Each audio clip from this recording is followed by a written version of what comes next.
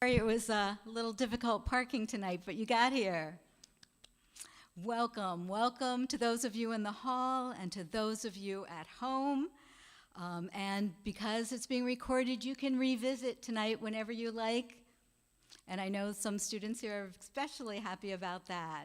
Thank you for joining us to celebrate Pittsburgh dance icon Martha Graham and the brilliant new biography, Martha Graham, When Dance Became Modern, by acclaimed biographer Neil Baldwin.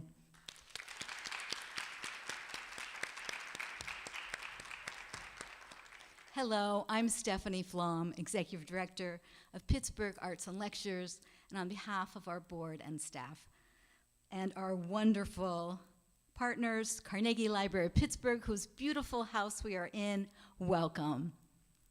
Thank you to the library. We can clap for them if you like. And a special program partner tonight, Pittsburgh Ballet Theater. I've got a long list, so you can hold your applause to the end. We had so many partners in our dynamic dance community who helped us get the word out about this event. Confluence Ballet Company, Conservatory of Performing Arts at Point Park University, Corning Works, Dance Currents, Eon's Fashion Antique, Kelly Strayhorn Theater, Pittsburgh Dance Council, and Shana Simons Dance. What a community, thank you. We also want to thank our partners at Kappa High School for hosting a special visit tomorrow with Neil Baldwin and their dance students, faculty, and students and faculty tomorrow at Kappa. How cool is that? A shout out to Whitewell Bookstore. Copies of When Dance Became Modern, Love and Independent Bookstore. We love supporting them. Okay, here's what's going to happen, briefly. We are in for a very special evening with the help of Jessie Factor, former dancer with the Martha Graham Company and assistant professor of dance at Point Park University. We are in for a very special evening. Neil is going to talk a bit about the book. Then he would love to take your questions, followed by a demonstration of Graham technique by the students while Neil reads from the book. And we'll close with a conversation with Neil Baldwin, Jessie Factor, and the students. Yeah.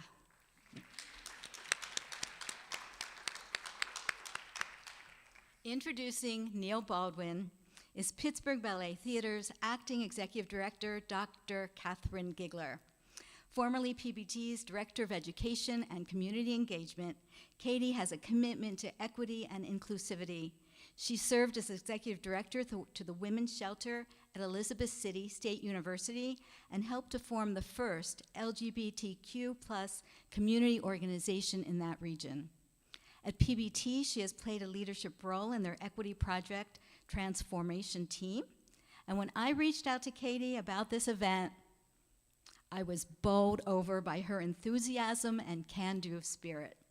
She quickly committed to offering a free PBT Graham Creative Movement workshop for the community for children and families, and then proceeded to introduce me to multiple dance companies, faculty, and dancers. Her emails just kept coming. What can I say? Katie Gigler gets the job done. Please help me welcome Katie Gigler.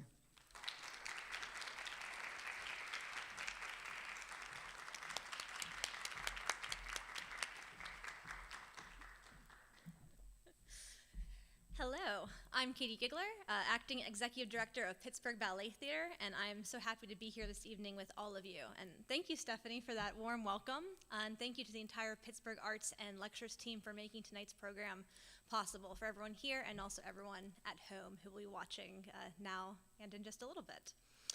So, you know, a lot of things make Pittsburgh a really unique town and a really special city. Certainly our arts scene is one of those, and what we have in Pittsburgh is unlike most other cities in the world. I'm proud that our dance community, as Stephanie introduced, is one of those spaces. We have a 54-year-old company that's provided extraordinary ballet experiences for decades. We have extraordinary boundary-breaking contemporary work rooted in placemaking. We have world-class concert dance, as we will see, performed by university artists. And we have companies that are exploring genre-crossing movement, all active here in Pittsburgh. Many of my colleagues from around the city are here tonight, and I'm so thrilled to introduce Neil Baldwin on behalf of Pittsburgh's vibrant dance community.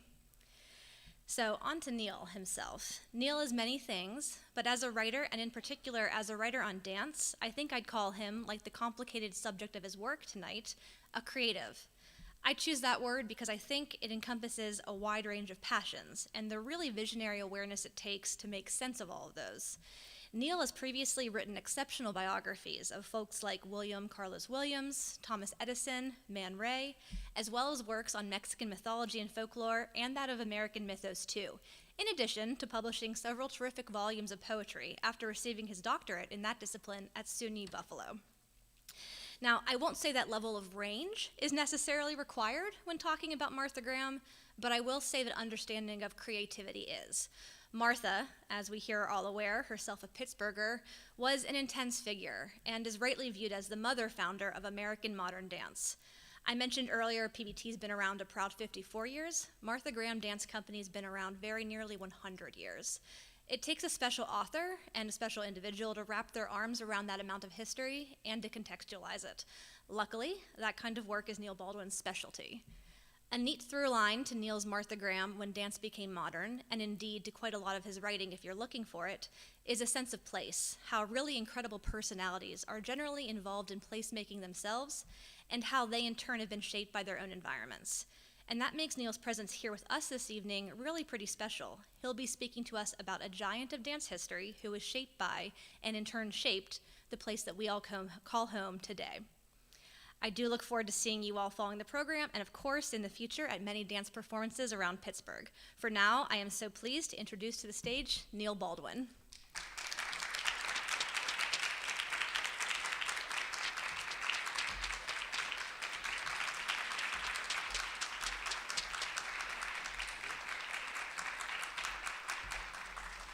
Thank you so much, Katie. I was sitting backstage thinking, who is she talking about? Is that me, really? But it's a great honor to be here. I have been to Pittsburgh before, as you will soon find out when I read to you from my book. I'm just going to start right in because the first chapter is called Pittsburgh.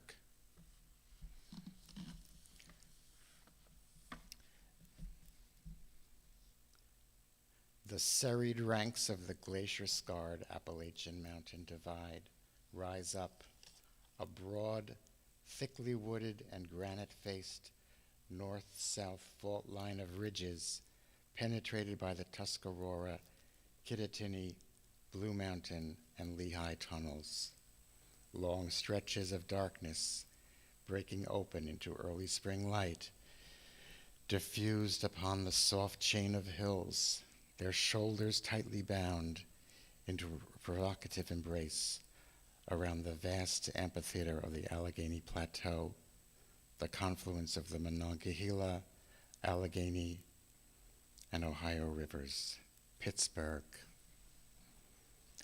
Local historian Charles Dalinger wrote in his romantic saga, Old Allegheny, that rivalrous Pittsburgh cast longing eyes across the river at her smaller and prosperous sister. Several times she stretched out her arms yearningly to take her to her bosom. However, these advances in the form of the Consolidation Act of 1867 were rebuffed by majority vote of the citizens of Allegheny. 3 more times over the next 40 years, the proud North Siders rejected the Iron City's annexation resolutions to take their residential suburb in by the heels, demonstrating the stubborn independence and fierce pride of place for which Allegheny is still known today. On Saturday, June 7th, 2008, at 10 in the morning, at the intersection of Brighton Road and California Avenue, the Allegheny City Society, in alliance with the Heinz History Center, the Pennsylvania Historical and Museum Commission, and the Pennsylvania Humanities Council, dedicated a historical marker honoring the memory of Martha Graham, May 11th, 1894 to April 1st, 1991. In golden letters against a blue background, the plaque reads, "Born near here, dancer, choreographer, and teacher Martha Graham created a modern and unique movement style. In 1927, she founded her School of Contemporary Dance, revolutionizing the art of modern dance with innovative works such as Frontier and Appalachian Spring." The place name comes from Native Indian origins. According to 16th century map makers, there once roamed an isolated itinerant tribe called the Appalachi, meaning the people on the other side, because they hunted in the Great Path terrain along the northern banks of the 1,000-mile Ohio River, where virgin forest met the rushing waters.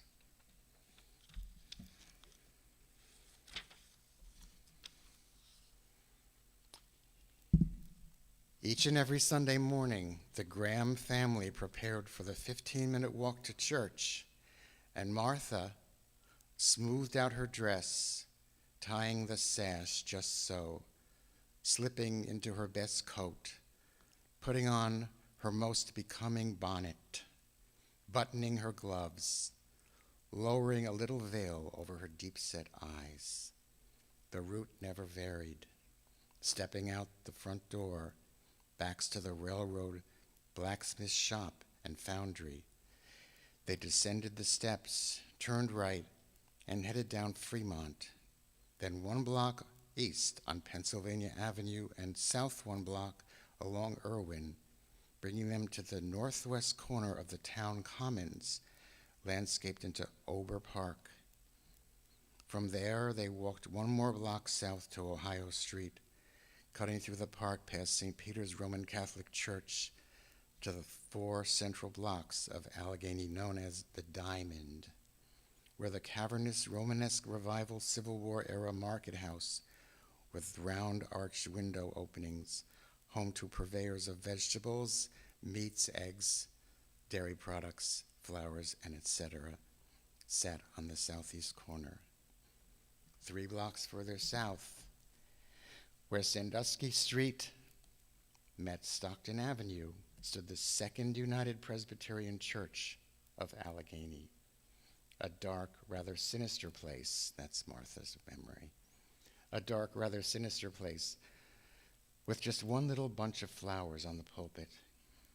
The Graham's congregation, following Calvinist tradition, believed in the doctrine of the elect, individuals chosen by God in his eternal and immutable counsel to be called and admitted into salvation. Governed by a council of elders, the church adhered to the Book of Order in worship, a text to which sprightly Martha did not pay much heed. She was so inspired by the beauty and divinity of the hymns that she wriggled off her mother's lap to scamper and dance up and down the aisles of the church. At the end of April 1906, when Martha turned 12, her brother, William Henry Graham, the first boy on their side of the family, was born and baptized in a cut glass crystal bowl that had belonged to Grandma Mary. In her delight in having a son, Mrs. Graham used to carry the baby around the house all day long. "Why don't you put that child down and let him walk?" her husband would ask. Yet nothing could convince the doting mother to part with him.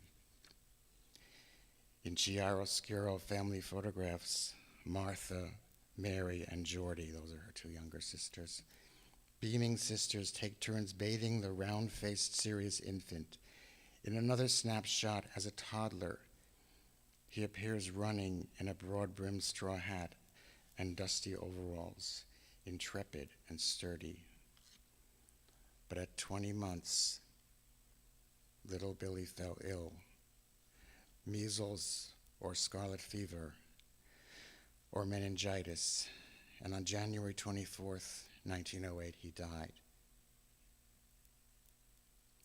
My brother died in the winter, Graham told Walter Terry half a century later, summoning up the emotional tonalities of Appalachian spring.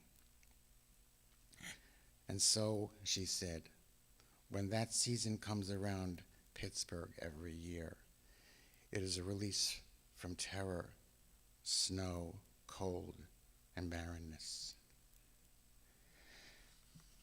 I feel very much as was introduced, that spirit of place is so important to understanding this great genius. And that's why I wanted to share my sort of details of my trajectory into Pittsburgh from her perspective, and the kind of character that was formed here. You know, she lived here until she was 14, then her family moved to Santa Barbara, and that's a whole other big story. But I mean, no one before me in any of the histories or biographies that I had looked at had gone back to her origins. And, you know, just sharing with you the Appalachian part, which is just ironically, or not ironically, well, kind of ironically, the thing that she's best known for, this iconic dance that even people who aren't Martha Graham fans know about. And the fact that she spoke of it in the context of being here, in the context of the change of seasons, and in the context of knowing that she liked to roam through the trails and go down by the river, and the fact that when she was growing up, there was a huge railroad depot right down the hill from Fremont Street where her house was, and she saw this every day when she walked outside. The fact that the people of this city were known for their grit and their determination and their individuality and their stick-to-itivity and all these kinds of, I feel, rudimentary American qualities that she went on to literally embody in herself and in her work. So I want to just pay my gratitude to Pittsburgh for her, and that's a very long way of saying I'm glad to be here. But that was part of the speech. That wasn't just the introduction to the speech. So why, well, so the guy who picked me up at the airport yesterday, and we got to talking, and he asked me, like many people do, why did I take on this project? And it's really important, I think, an important and very simple story, because I didn't have dance training, and as you heard, I've written about a lot of other different kinds of visionary American figures, but I was a professor, I'm an emeritus professor now at Montclair State University, and I was in the theater and dance department. I was hired to teach writing, the craft of writing, to the performing arts students, BFA, dance and theater students. I wasn't in the English department, which is, I think, probably was more liberating for me to be in the performing arts. Let's just put it that way. So one day the Martha Graham Company was coming to set one of their iconic dances, Chronicle, Steps in the Street, on our students. And the chairman of the dance department just knocked on my office door, because her office was right next to mine. Would you mind coming, she said, bringing another pair of eyes? This is a new expression for me, to describe me as another pair of eyes. Would you mind bringing another pair of eyes? Would you mind bringing your energy into the room? I thought, my energy, okay. We know we see what you're doing with the theater kids, and we want you to start doing some of that with our kids too. So I said, okay, so I went to the auditorium, they were rehearsing up on the stage, and I sat about halfway back, like in the middle there. And Denise Vale, who was the senior artistic associate, started putting the girl. It was an all-female company. At the time the dance was made, so it was all female dancers on stage. And she started putting them through their paces, and the technique, which you are going to see at the end of this evening, which is why this is so perfectly constructed. You have no idea how curated this event is. You have no idea. Or maybe you do. But if you've been to others by this organization. But so I sat there and I thought, the way that they were reaching within their bodies to then gesture outward, and the way that they were, like I just did, the way they were taking a breath as a prelude to a step, but the breath was audible. It was like, you know, they were saying, we are dancing, and we are dancers, and you are watching. You know, there was no attempt to mediate the effort, and just the effort was to be shown.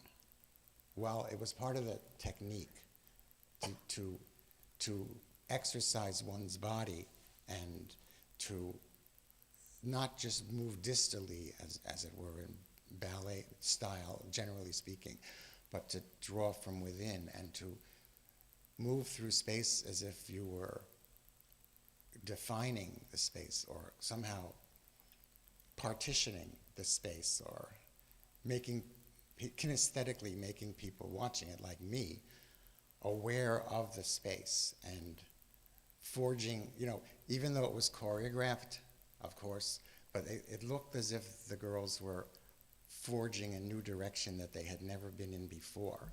The choreography was very strict and very rigorous, but the way they reached out from their own bodies, it looked as if they were generating it at the same time as it was being done. It didn't look like it was rehearsed, but in fact it was rehearsed over and over and over again. And I said to myself, and the reason I'm doing this is because, you know, I sort of, most of my books up till then have been coming from here, but I had this sudden visceral feeling in myself when I was sitting there in terms of my career about writing about the American imagination through all the different people I've written about since the 1980s. I thought, this is the missing link. This is the connective tissue that I didn't know about and that I felt was essential for my next work, because I didn't have any particular book in mind at the time. And I walked out into the evening. It was January, it was very cold, and I was walking to the faculty parking lot. I may say, thank God for that. As anybody who works at a university will know, that there's nothing like a faculty parking lot. Really. But so I walked into the faculty parking lot, and I said, this is going to be it. That's based on like a visceral epiphany. There, that's what it was, a visceral epiphany. Then 4 years went by. 4 more years went by while I did my homework, I studied, I researched, I didn't tell anybody. I was like trying to decide if I was being pretentious, did I really have the right to take on something like this? But then about a decade ago, it was like the spring of 2012, I went to pay a visit on Janet Elber, who was the artistic director of Martha Graham. And I had been to several of their shows, and I told her what I wanted to do, and that I was going to take a different approach, which was to try to contextualize her in the whole modern movement of the arts, not just write not just a dance book, but a book about the American arts, the modernist art period of America, like from the 20s to the 50s or so. And she said, go for it. And I felt like I needed their blessing, although Janet was very excited, but she didn't have to sign off on anything. She just was a very supportive presence, as was the entire company from the entire decade that I worked on the book. So I emphasize that my approach to her, and I'm going to read a little bit more toward the end when we have our dancers here, but my approach to her, I wanted to sort of broaden it out a little bit. When I talk about when dance became modern. So I want to explain to you exactly what I mean by that in two different ways, some of which might be somewhat surprising. So Martha Graham was a fiercely individualistic woman, and she devised and choreographed over 180 different pieces in the course of her life. But as you in the theater know, theater is a collaborative, very collaborative effort. And even though Martha Graham was very much very possessive of her aesthetic, she knew and collaborated with and was familiar with and knew the works of a huge array of artists and photographers and composers and musicians and writers and poets. I just went through the book, the index. I'm not going to read you the whole thing, obviously, but I amazed myself when I realized the extent of her contextualizing within the modern movement in which she lived. So I'm just going to read off some names, most of whom will be familiar and some of you may be surprised. So just among the artists and photographers, Konstantin Brancusi, Kandinsky, Thomas Hart Benton, Alexander Calder, Imogene Cunningham, Marcel Duchamp, Walker Evans, Isamu Noguchi, Georgia O'Keeffe, Pablo Picasso, Frank Lloyd Wright, composers, Samuel Barber, Bela Bartok, Nadia Boulanger, Aaron Copland, of course, Henry Cowell, George Gershwin, Paul Hindemith, Charles Ives, Maurice Ravel, Ned Rorem, Virgil Thompson, writers and poets, Hart Crane, whose poem The Bridge is where she got the poeticized version of Appalachian Spring from the verses from that poem by Hart Crane, who was an American poet.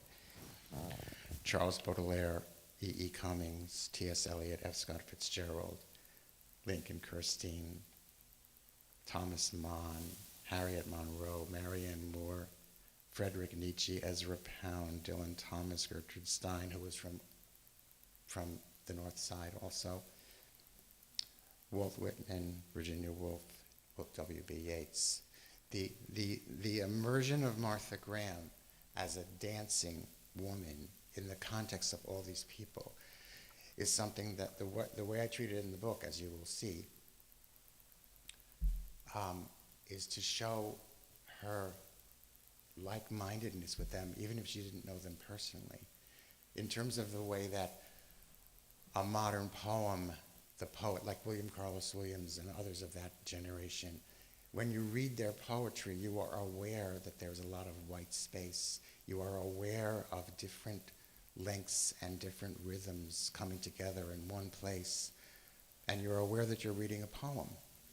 When you look at a painting by, let's say, Stuart Davis, who was another contemporary of hers, or any of that kind of mid-century generation, and you come up close to the canvas and you can see, you can see that the brush strokes are there.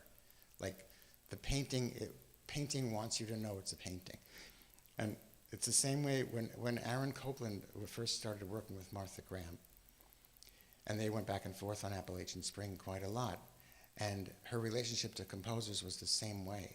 She wanted to do the dance and get the phrases and get the time element, and then she would allow them to come in and relate their music to that, not the other way around. Like she didn't think about herself as dancing to the music. She thought about it as a reciprocity. So there was a kind of consciousness of that. And if you watch any of her classic dances, you will see this in evidence. You will see how she uses the silence to sort of show that I'm the dancer and I want silence right now, and then when I decide the music comes in, then it comes in. So there's this kind of same aesthetic. And I try I think that I push that through the whole book, at least to the best of my ability. I wanted to just tell you, as an extension of that, just tell you a little bit about some of the titles of her dances, and I'm very conscious we don't have time for questions and have our dancers come out. But what I did was I went through and I looked at the different titles of the main dances that I chose to write about, because one of the most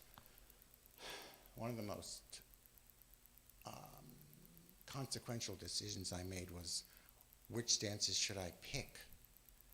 I wasn't thinking about it from the point of view of what the dance critics were going to think about which dances I was going to pick, although that obviously will come into it at some point, maybe.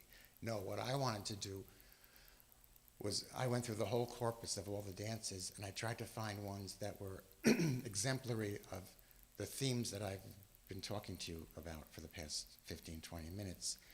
The spirit of place, the fierce individuality, the complexity of, because once men came into her company, it was an all-female company until the late 1930s, when she met Eric Hawkins, who became her husband and the first man in the company, followed by Merce Cunningham and many others. So when she started to explore that dynamic, and when she started to exemplify where she thought life really emanated from, and all these kinds of themes that made her such a modern artist. So if you just look at the titles themselves and the variety of them and what they mean, starting with heretic, I'm sure you know a heretic. I mean, if there's any heretic in modernism, it's Martha Graham. This was one of her first fully choreographed dances in 1929, and she described herself as the heretic in the dance. All the other dancers are trying to block her off from achieving various goals, like moving around the stage, and she's sort of like a combination of an outcast and a rebel at the same time. Then we have Primitive Mysteries, which I wrote a whole other big essay about, but that's really a dance that's based upon her observing the Native American villagers in the Pueblo out in the Southwest, where she went for several summers. But it's not an imitation of their ritual, which she really respected very highly, but it's very indigenous.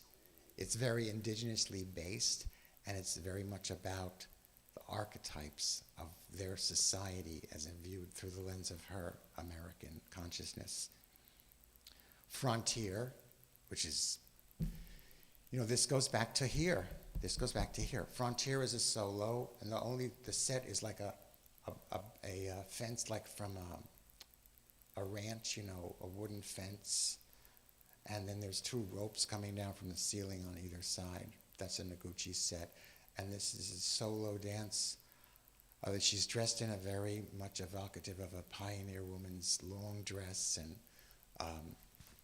puffed out shoulders and tight sleeves and bodice. And she's basically striking a trail, using the stage as a kind of like an unknown landscape.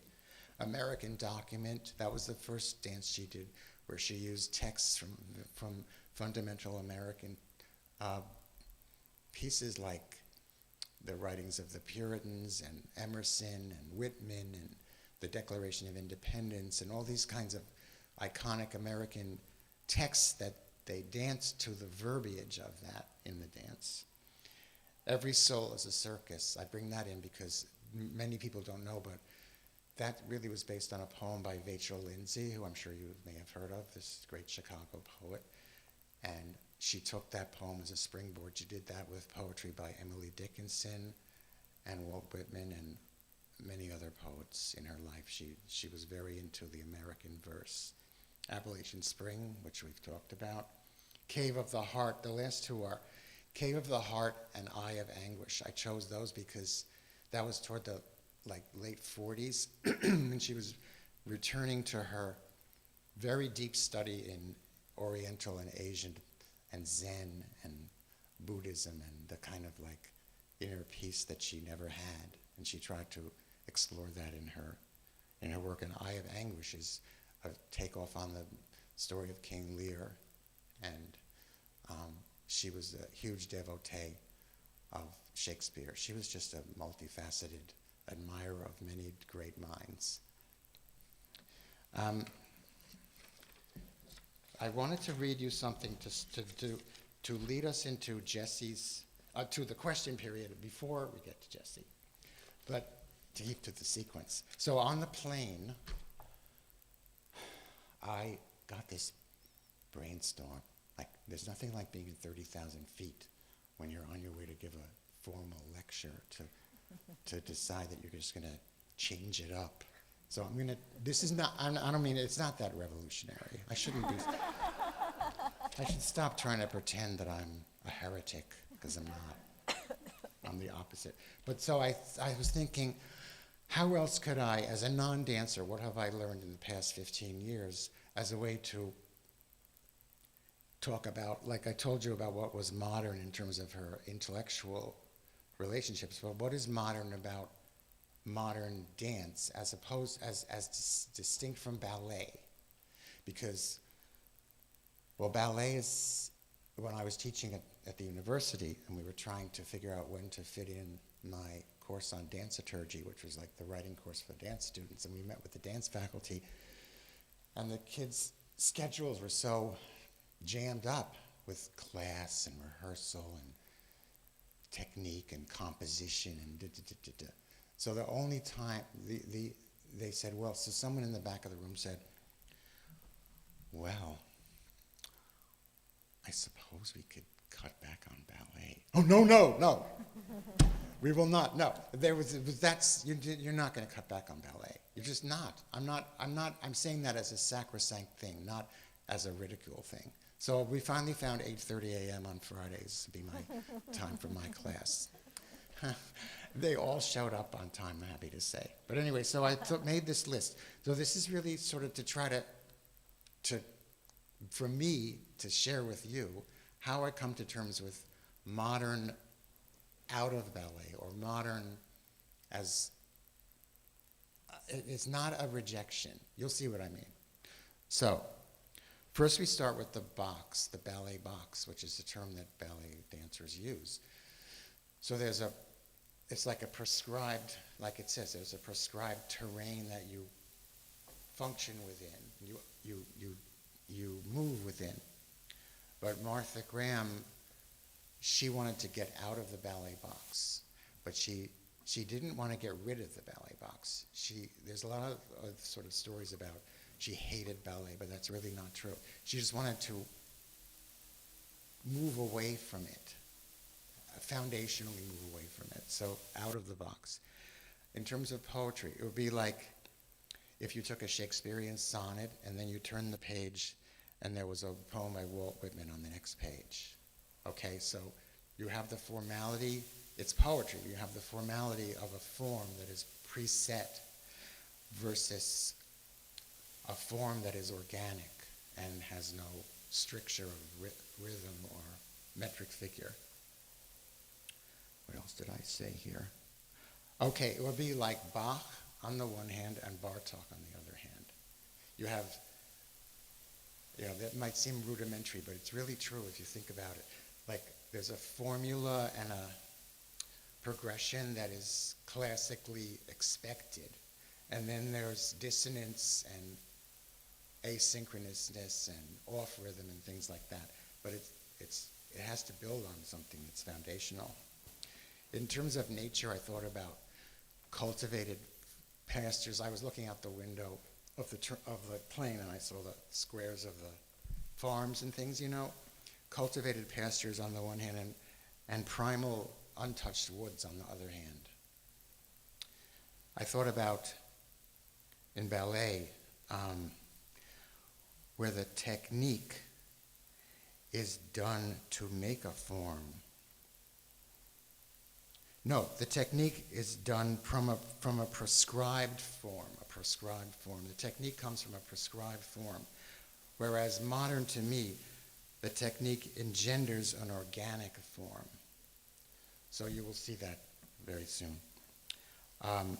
In terms of ballet, I thought about how it comes from Europe.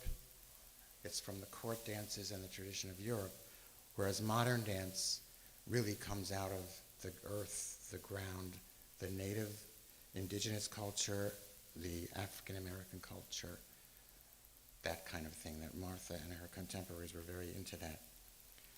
And then sort of finally, and this is where they kind of really, to me, exemplifies the best relationship, because you have the distal, the limb, the extensions of ballet, and you have the drawing from the core of the modern style. So you have, it's in the same body, but one is exploiting the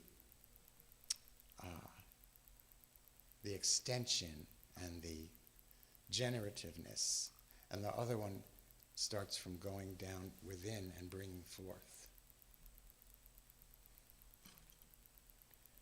And now we will have time for a few questions before our performance. So I've got a microphone, and Caitlin's got a microphone, so bringing up the lights. So if you got a question, please raise your hand. Don't be shy.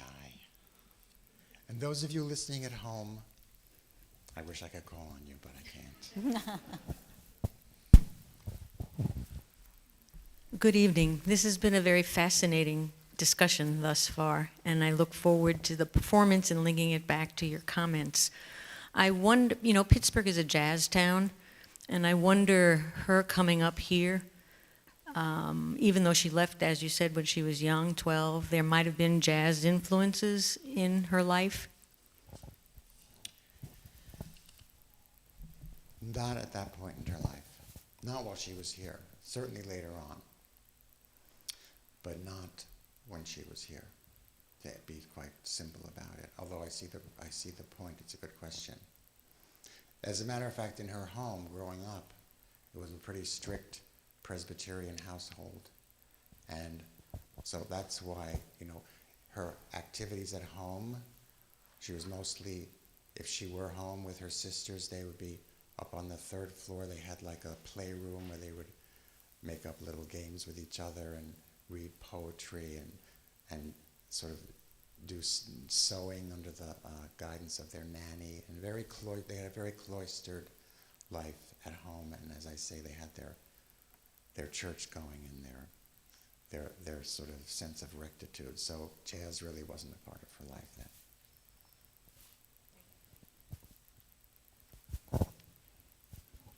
One of you have a question? Here's A brave soul? in the front.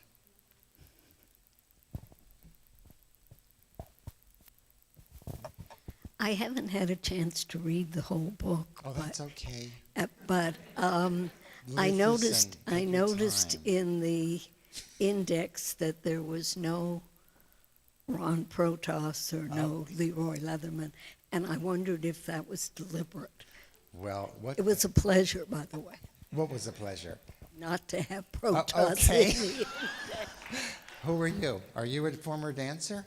No, but I did work with. We had a residency here in the 70s for a whole week, and Martha was here, and I had a lot of contact with her and the rest of the company fantastic. that was here. Wow. It was wonderful. What's your name? Amy Kelman. Hi, Amy. See Nice to me. meet you. I should have interviewed you. But seriously, I'm so glad to have this question, and the reason I'm looking at my watch, because I don't want to cut into the dance time, but we still have a few minutes. So is Amy? So I called the book When Dance Became Modern, and actually there's a very beautiful, I have to admit today, that I woke up and my agent sent me an article that was published by Wendy Perrin, who's a very wonderful dance critic, and she really got it. I'm just saying from my perspective as an author, that when a critic, that's what it means when I say they got it, that means they wrote a review that shows me that they read the book. But anyway, she noted that I stopped in the 50s, and Martha Graham went on to live until the 90s, and yes, she did continue to choreograph. So in the book, I have a paragraph in the last chapter. You'll see it when you get there, when you arrive at this moment, where I talk about which dances I didn't write about and why I didn't write it's a very short paragraph, but this is the way to answer her question. Because yes, there was a lot of difficulty and a lot of ordeal and trouble in the last years it started in the 70s when this young man started to join as one of her helpers. Ron Prodes was his name. Still alive. And it reminded me of maybe you are familiar, when Georgia O'Keeffe was at a similar late age, a young man came to help her.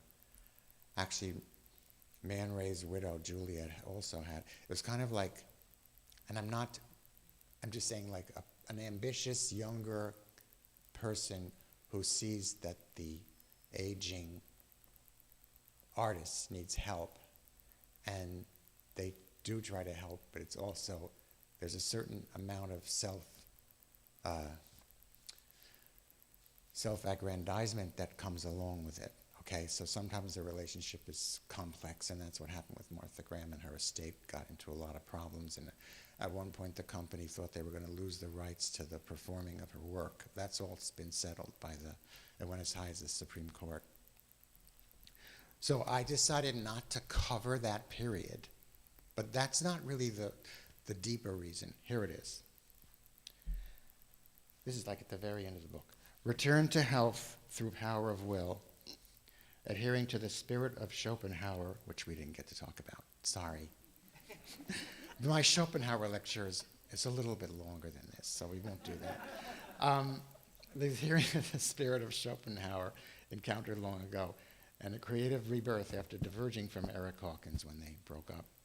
Martha Graham faced 40 years of immersive exploration among archetypes, mythology, romance, the feminine mystique, Americana, satire, spanning from the cosmic to the intimate, revealing riches in concert dances beyond the boundaries of this book.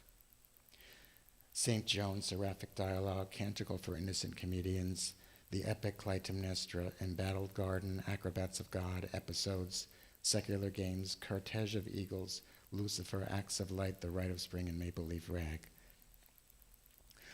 I felt, and I'll say it, I've said this to every audience I've faced, I felt like there's so much work to be done. I mean, more work to be done. There's 2,000 footnotes, but there's just, I'm telling you, there's lifetimes of more work to be done on Martha Graham. And I hope that I really do hope this is the beginning for a lot of younger people. Seriously. So I decided to just stick with the modern, and yet I give homage to the other works. Okay, I think we should have our dancers. I know we haven't had that many questions, but I want to have time for Jesse and his dancers to come up.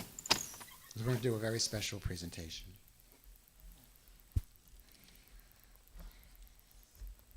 Thanks, Neil, for setting us up, and thanks for inviting us. Hi, everyone. My name is Jesse Factor, and I'm an assistant professor in modern dance at Point Park University. Former Graham Company member, Graham 2. I danced there in about 2009, 2010. And reading the book, I had the same sensation, the same feelings that Neil was articulating about the Wendy Perrin article, that Neil really got it. Reading the book was sort of such a grounding experience to feel the words of the page and sort of the instinctive embodiment that I've done for the last decade or so clearly match up. So I want to thank Neil for this tremendous contribution to dance history. The research is incredible. And we were talking backstage, one of the things that I really appreciate is it kind of demystifies and clarifies a lot of the stories that have been passed down in the dance studio that we've sort of received, and sort of gives us a new understanding of this creative genius. So thank you for this work. We're really lucky to have some students that work so beautifully in the Graham technique at Point Park University. And they're going to do a demonstration of the codified technique that we practice now that's taught at the school, while Neil reads these beautiful excerpts from the book that I found so moving while I was experiencing it. So without further ado, here we go.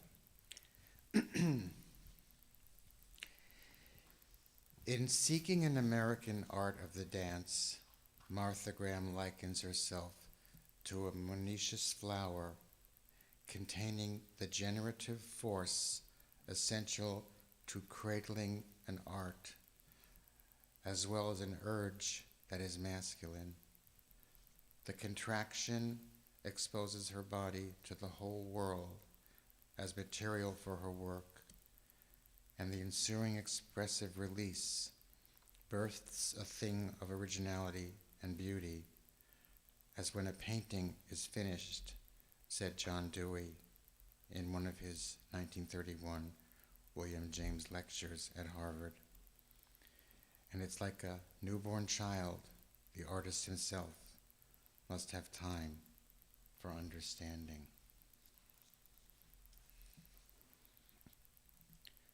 Unlike Loie Fuller, Isadora Duncan, Ruth St. Denis, and the artists and writers of the storied lost generation,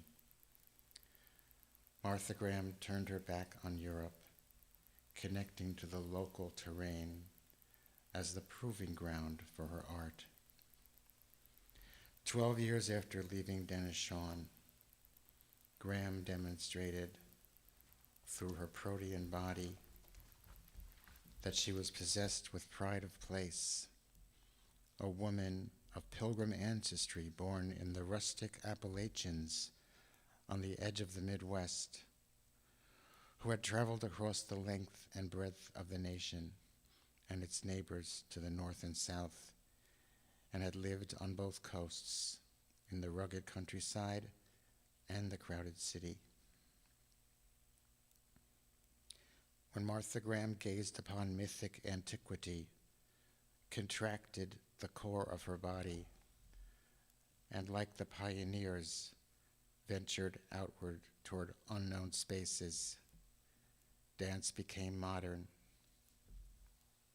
Her supple, compact, conditioned physique drew energy through the toes and soles of her bare feet into her pelvic center, spiraling up her spine and along her sinewy arms, out to tensile fingertips.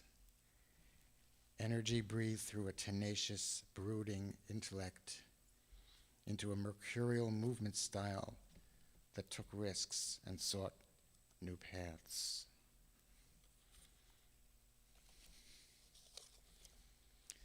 An unrefined essential gem sits at the questioning heart of Martha Graham's works, be they integral unto themselves, consecutive or collective, demanding to be honored during all manner of presentation and perpetuation, from floor exercises during company class, when blood pulse warms the dancers as they discover the technique anew, to the occurrence of 3 seamless run-throughs within 1 hour in the cavernous 11th floor Graham studio on Bethune Street, to reimagining a lost dance predicated upon a series of still photographs, a few handwritten lines from a letter, and the fragments of a scene, to a vintage masterpiece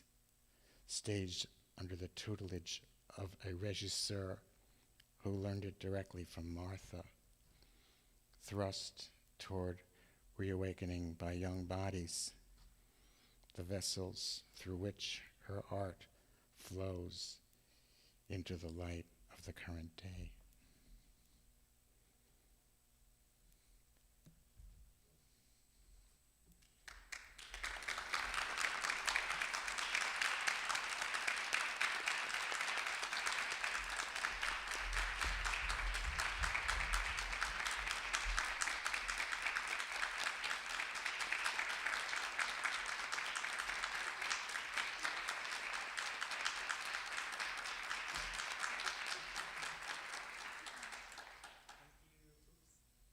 let's introduce the dancers now. Thank you, dancers.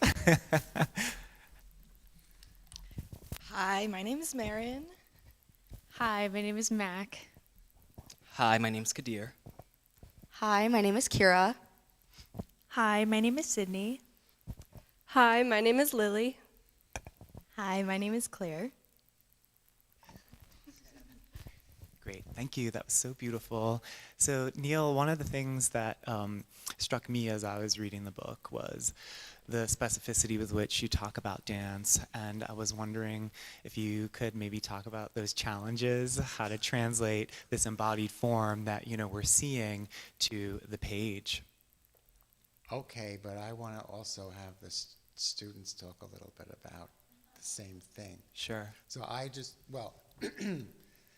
all I can say is that I felt like I had to spend time as a kind of, like an anthropological observer that goes to a little village in the Amazon and sits among the people and tries not to disturb them or like interfere with their rituals or their way of life and be like a presence and respect their culture. It has a lot of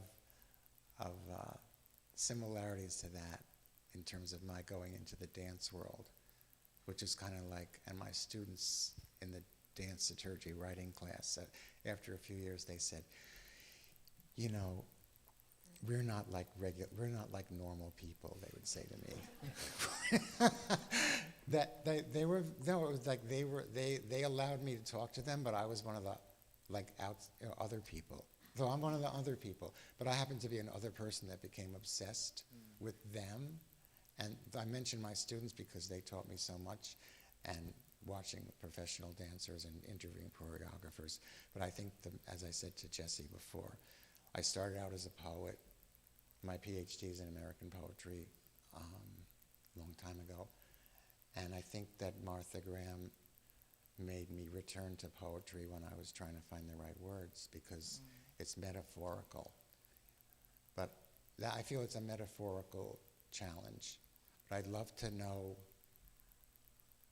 from the other perspective what it feels like when you're doing the movement to hear the words, and whether it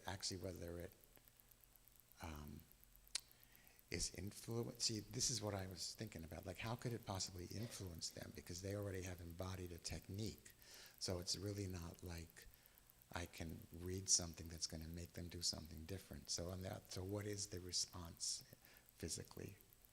Yeah. Like, or emotionally, or anything? Yeah, what was it like on your end to hear the interplay between the And don't feel the you have text? to be nice. Yeah. Although you are nice. Anybody have thoughts on that? I think it's always interesting to put words to dance, because it doesn't happen a lot in class, and sometimes I find it hard to describe what I'm feeling. So even though someone who doesn't necessarily feel it the same way Graham did, but studied it, it's really interesting to see it from that perspective. Yeah. Anyone else on that? Yeah.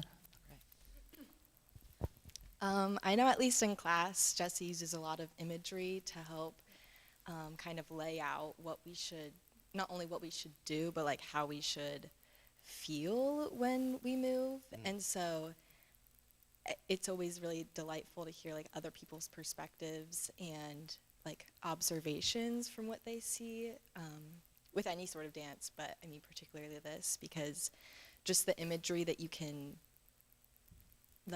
convey to the audience and the audience could convey to someone else. It's like a fun little game of telephone and That's a change good of way putting perspective. it. So Yeah. Thanks. Somebody else. Yeah, a question for Neil from the dancer.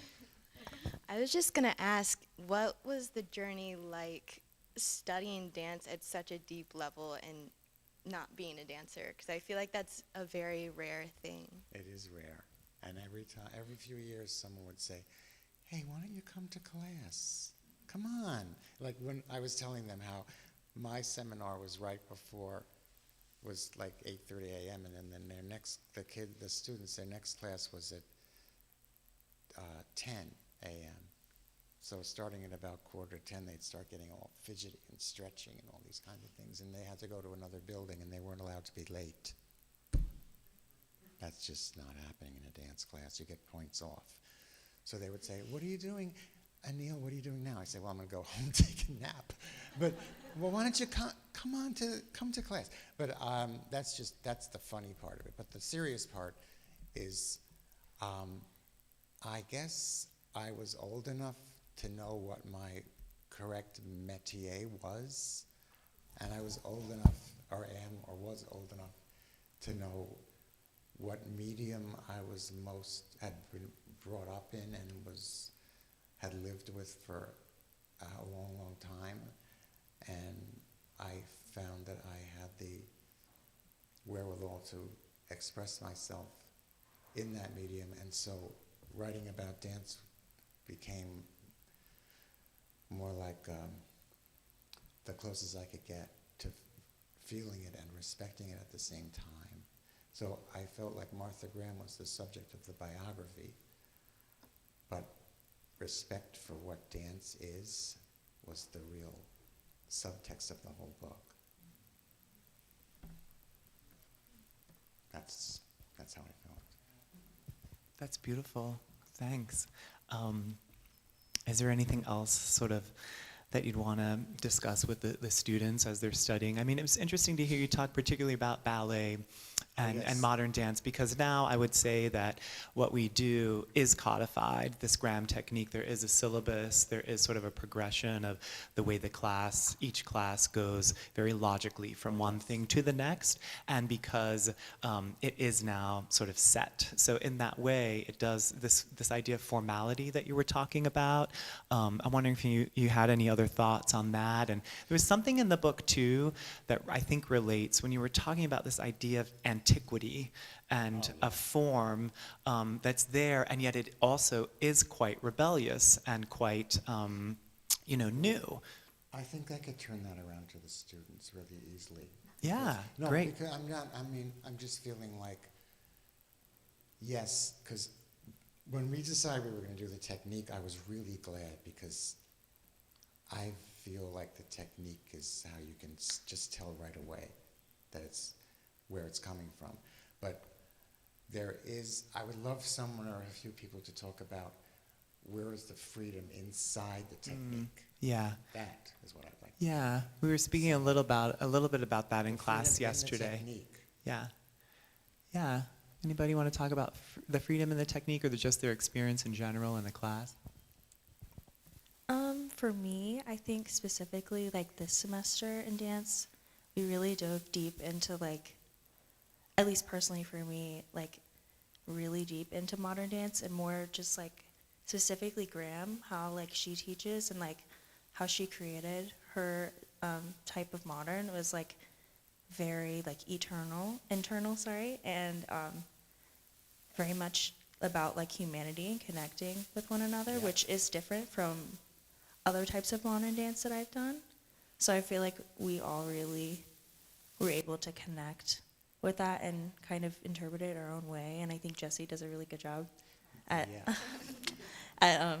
helping us like understand that. So I think that's a perfect definition, because you'll notice she was going like this, because I find myself doing this a lot when I give this talk. I didn't do this when I gave my lectures on Thomas Edison. I didn't go like, I'm Thomas Edison. It was kind of like the phonograph and the electric light bulb came out, and it was all from. So it's very much, and when I watch Graham Company and the way they're sort of governed now, there's this same thing where, and she also was known for this, like, yes, there's a technique and a rubric, and it's very sequential and prescribed, but each person is valued for what they bring through it, I feel. They're all nodding, see, so That's you, the teacher. Yeah, that's not, it doesn't obviate. Yeah. So for me, in like Jesse's Graham class, I find a lot of freedom in the parts that aren't codified. So obviously we have the contraction, the release that is set in stone, and like you have the arms flying off the back and things like that. But I feel like focusing on like my eye line and like my fingertips, where those parts aren't like no one's telling me what to do with them. So finding freedom in that kind of like helps me, and especially with the imagery Jesse uses, he a lot of the time says like see something, don't just look at it, but see it. Oh, that's great. So I feel like using that a lot of the time helps me. That's great. See, this was a good question for him. I had never done Martha Graham before, and then Jesse welcomed me with open heart and codified technique. But I found that even though there is a lot of things that are set in stone, that we spent a large majority of time in class reading what Martha Graham had intended and the purpose behind it and her stories behind it, which brings me back to your previous question, because I feel as though art is passed in so many ways, and sometimes we use art to express further into other things. And your verbiage, listening to the words in the passage, we all listen to it a lot, and I found that it helped me connect so much deeper and put purpose behind the movement, because intention can make one move look 50 different ways. Boy, is that ever true. You know, intentionality, as that's the way I've heard dancers talk about. The discussions I have had over the years about the whole terrain of intentionality and motivation and going, you know, what happens between one motion and the next one. Like the freedom within that's what's taking you from one to the next. Well, I feel like in the Graham that's a very good point. The freedom, you have to get to the next movement, or I don't always have the right words, but the next iteration of your body. That's your body that you're doing it with, so it's your body. It'll always be your body. Okay.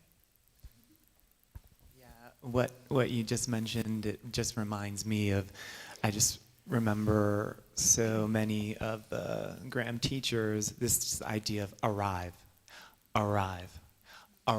that it's your body arriving in space, you know, based on these principles, based on these movement values that we're working in, but you're arriving. You're there. You're a human being in space with human hands, human feet, and a human face, and a human heart. And it's wonderful. It's probably one of the joys of my life to see this movement language through their bodies now, and to see it passed on.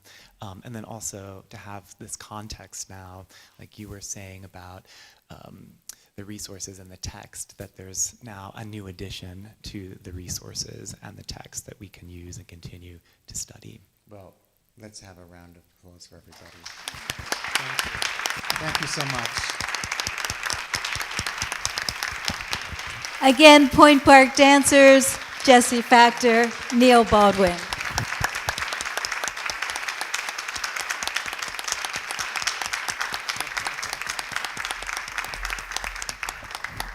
Books for sale by White Whale. Stay and enjoy each other's company, talk dance, buy books. Thanks for coming. That was so good.